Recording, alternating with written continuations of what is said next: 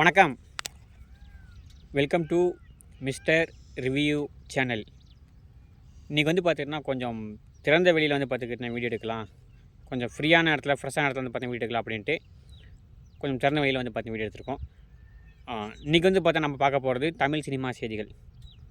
Tamil cinema செய்திகளில் நம்ம பார்க்கக்கூடிய முதல் நியூஸ் பார்த்துக்கிட்டோன்னா பைசன் படத்தோட இரண்டாவது படம் பார்த்துக்கிட்டோன்னா ரிலீஸ் ஆகி பாட்டு பார்த்திங்கன்னா கொஞ்சம் நல்லாவே பார்த்தா போயிட்டுருக்குது. படமும் பார்த்துக்கிட்டோன்னா தீபாவளிக்கு ரிலீஸுங்கிறதுலாம் பார்த்தா எந்த விதமான மாற்றமும் இல்லாமல் அவங்க பார்த்தீங்கன்னா ஃபஸ்ட்டு துண்டை போட்டாங்க.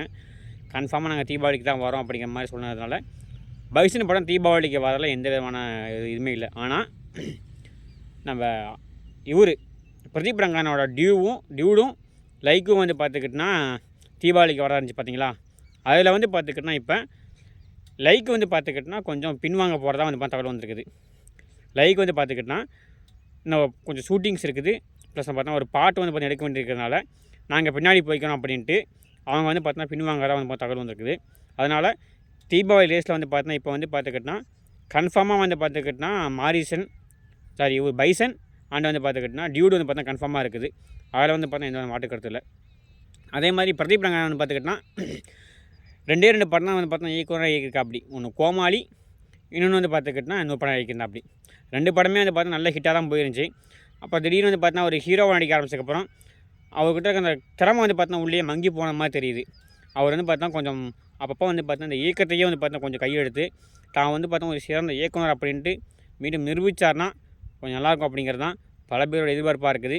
ஆனால் அதை அவர் பண்ணுவாரா அப்படிங்கிறது தான் மிகப்பெரிய டவுட்டாக இருக்குது. ஏன்னா அவர் இப்போ நிறைய படங்களை பார்த்தா வரிசையாக கமிட்மெண்ட் பண்ணிகிட்டே வந்துட்டுருக்கா. அப்படி அதனால் அவர் மறுபடியும் இயக்குனராக ஆகுவதற்கு வாய்ப்புகள்ங்கிறது மிக மிக மிக குறைவாக தான் தெரியுது. என்ன ஏதுங்கிறத அடுத்த நியூஸில் பார்த்தா தெரியப்படுத்துகிறேன். அதே மாதிரி கன்ஃபார்மாக பார்த்தா இந்த வருஷம் பொங்கலுக்கு அதாவது 2026 பொங்கலுக்கு கன்ஃபார்மாக பார்த்துக்கிட்டோன்னா ரெண்டு படம் பெரிய படங்கள் கன்ஃபார்ம் ஆகிடுச்சு. ஒன்று பார்த்துக்கிட்டோன்னா ஜனவரி 9 பார்த்துக்கிட்டோன்னா நம்ம ஜனநாயகன், ஜனவரி 13 பார்த்துக்கிட்டோன்னா நம்ம பராசக்தி. இந்த 2 படம் கன்ஃபார்ம் பண்ணிட்டாங்க. இதுக்கடையில் பார்த்துக்கிட்டோன்னா நம்ம கருப்பு படமும் பார்த்தா பொங்கலுக்கு வருது அப்படி மாதிரி ஒரு நியூஸ் வந்துக்கிட்டே இருந்துச்சு. ஆனால் அந்த படம் பார்த்துக்கிட்டோன்னா பொங்கலையும் தாண்டி நாங்கள் பார்த்துக்கிட்டோன்னா இதுக்கு வரோம், அதாவது ஏப்ரல் 14 வரோம் அப்படின்னு மாதிரி சொல்லியிருந்தாங்க. ஆனால் அந்த டேட்லாம் பார்த்துக்கிட்டோன்னா நம்ம ஜெயிலர் 2 பார்த்துக்கிட்டோன்னா ஏப்ரல் 14 பார்த்துக்கிட்டோன்னா வர மாதிரி சொல்லியிருக்காங்க.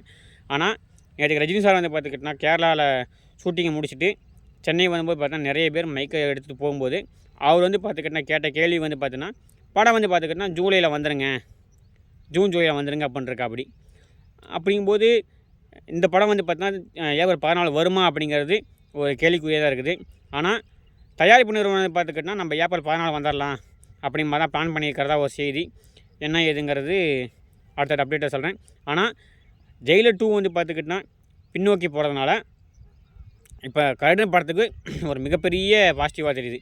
ஏன்னா அவங்க பார்த்தா கன்ஃபார்ம் ஜனவரி ஏப்ரல் 14 கண்டிப்பாக வந்துடுறோம் அப்படிங்கிற பிளானில் அதுக்கான வேலைகள் பார்த்தா மும்முரமாக பண்ணிக்கிட்டு இருக்காங்களாமா. கூடிய சீக்கிரம் அடுத்த அப்டேட் வரும்போது உங்களுக்கு என்ன ஏதுன்னு தெரியப்படுத்துகிறேன். அதே மாதிரி உங்களுக்கு அடுத்தடுத்த நியூஸ் பார்த்தா தெரியும்.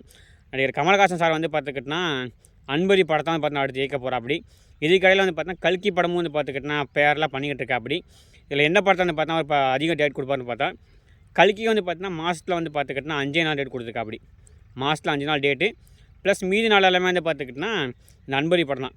அன்பரி படம் பார்த்துக்கிட்டோன்னா அடுத்த மாதம் அக்டோபர் மாதம் பார்த்தீங்கன்னா அதுக்கான இது பார்த்தா தொடங்க போகுது. அதை பார்த்தீங்கன்னா கூடிய சீக்கிரம் பார்த்தா எடுத்துருவாங்க.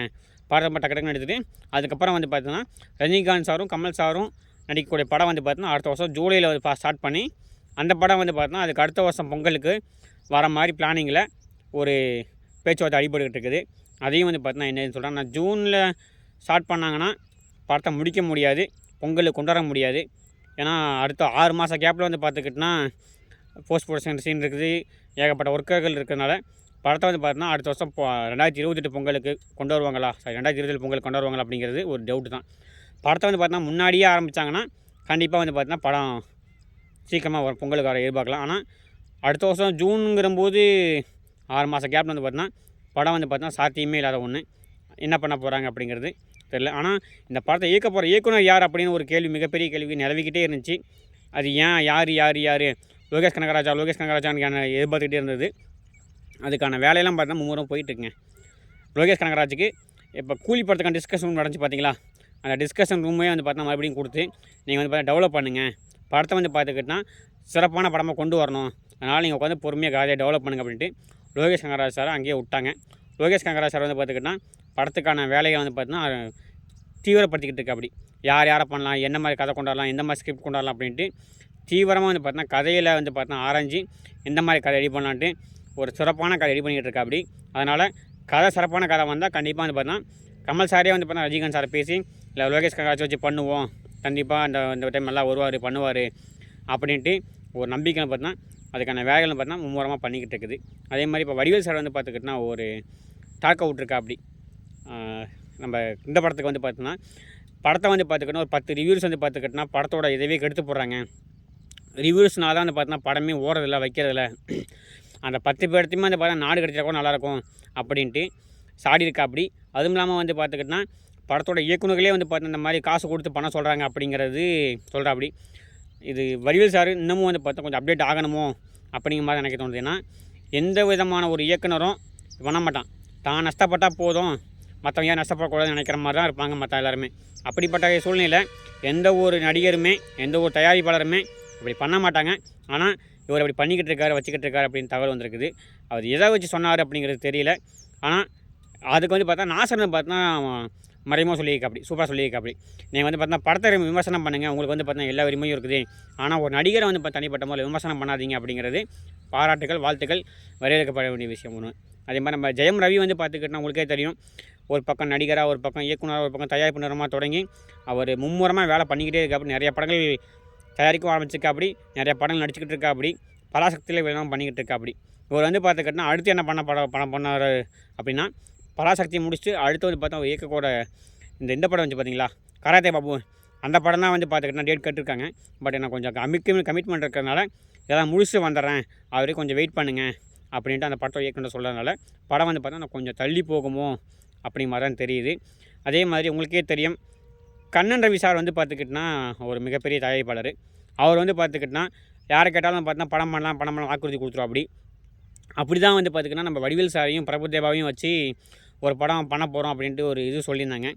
அவர் எதார்த்தம் தெரியாமல் வந்து பார்த்தா சொல்லியிருந்தா. அப்படி ஆனால் இப்போ அந்த படமும் பார்த்தா ட்ராப்புங்கிற மாதிரி நியூஸ் இருக்குது. ஏன்னா கள நிலவரம் என்ன, இப்போ வந்து பார்த்தா வடிவேலுக்கு எந்த அளவுக்கு மார்க்கெட் இருக்குது, எந்த மாதிரி மார்க்கெட் இருக்குது அப்படிங்கிறது தெரியாமல் சொல்லிட்டா. அப்படி அதுக்கப்புறம் பார்த்தீங்கன்னா இப்போ அதெல்லாம் கணிச்சிட்டு அந்த படம் வந்து பார்த்தீங்கன்னா ஆரம்பிக்கிறதுக்கு முன்னாடி ட்ராப் ஆகுது அப்படிங்கிற மாதிரி ஒரு வந்து பார்த்தீங்கன்னா ஒரு நியூஸ் வந்துருக்குது. அது ஏன் என்ன அப்படிங்கிறத அடுத்த வீடியோக்கள் நான் கண்டிப்பாக தெரியப்படுத்துகிறேன். அதே மாதிரி கடைசி நியூஸாக வந்து பார்த்தா உங்களுக்கே தெரியும், நடிகர் அஜித்குமார் அவர் வந்து பார்த்துக்கிட்டனா தன்னோட அடுத்த படம் வந்து பார்த்துக்கிட்டனா ஆதிக் ரவிச்சந்திரன் தான். என்ன தான் வந்து பார்த்தீங்கன்னா ஆதிக் ரவிச்சந்திரன் வந்து பார்த்திங்கன்னா ஒரு படம் இயக்கி ஒரு படத்தை சூப்பர் டூப்பர் கிட்டு கொடுத்தாலும் அடுத்து வந்து படம் வந்து பார்த்துக்கிட்டனா இன்னொரு படம் வந்து பார்த்துக்கிட்டனா என்ன பண்ண போகிறாரு ஏது பண்ண போகிறாரு அப்படின்ட்டு ஒரு மிகப்பெரிய இதாக இருந்ததுனால ஒரு கண்ணன் ரவியா இன்னொரு தொழிலதிபர் அவர்கிட்ட வந்து பார்த்துக்கிட்டனா ஒரு இது பேசியிருக்காங்க. சார் என்கிட்ட ஒரு கதை இருக்குது, அந்த படத்துக்கு வந்து பார்த்துக்கிட்டனா நடிகர் ரஜினிகாந்த் நடிச்சா நல்லாயிருக்கும் அப்படின்னு சொன்னோடனே அஜித் சார் நடிச்சா நல்லாயிருக்கும் சொன்னோடனே ரஜினிகாந்த் சம்பளம் அஜித்துக்கு சம்பளம் 100 கோடினா சொல்லுங்கள் பேசலாம் அப்படின்னு சொன்ன உடனே சுரேஷ் சந்திரா நான் இருக்கட்டும் சார் நான் சார்கிட்ட பேசி சொல்கிறேன் அப்படின்னு சொல்லியிருக்க. அப்புறமா ஏன்னா அஜித் சாரோட சம்பளம் 100 கோடிங்கிறப்ப 125 கோடி வரைக்கும் வந்து பார்த்தீங்கன்னா இந்த ஆதிக் ரவிச்சந்திரன் அஜித் படத்துக்கு வந்து பார்த்தா பேசியிருக்காங்க. அப்புறம் அஜித் ஒத்து வராதனால அந்த படம் தள்ளி போகுது. இந்த படம் 100 கோடிக்கு ஒத்துக்குவாரா அப்படிங்கிறது ஒரு கேள்விக்குறி தான். ஏன்னா கதை நல்லா இருந்தால் தாராளமாக நம்ம கொடுத்துட்டு போகலாம். சம்பளத்தை குறைச்சிக்கிட்டு ஆடியன்ஸோட எதிர்பார்ப்பு என்ன அப்படிங்கிறத கேட்டுட்டு கொஞ்சம் புரிஞ்சு நடிச்சா நல்லாயிருக்கும். அஜித் சார் இதை பண்ணுவாரா அப்படிங்கிறத அடுத்த அப்டேட் வீடியோ சொல்கிறேன். இதே மாதிரி உங்களுக்கு தமிழ் சினிமா சம்மந்தப்பட்ட செய்திகளும் பழைய மற்றும் புதிய படங்களும் நம்ம சேனலில் ரெகுலராக ரிவ்யூ செய்யப்படும். இந்த மாதிரி ரிவ்யூஸும் தமிழ் சினிமா செய்திகளும் தெரிஞ்சுக்க ஆசைப்படுறவங்க நம்ம சேனல் சப்ஸ்கிரைப் பண்ணுங்கள். சப்ஸ்கிரைப் பண்ணால் மட்டும் பார்த்தாது, சேனலில் வர வீடியோ முழுசாக பாருங்கள். மீண்டும் ஒரு நல்ல சந்திப்போம். அதுவரை நன்றி, வணக்கம், தேங்க்யூ.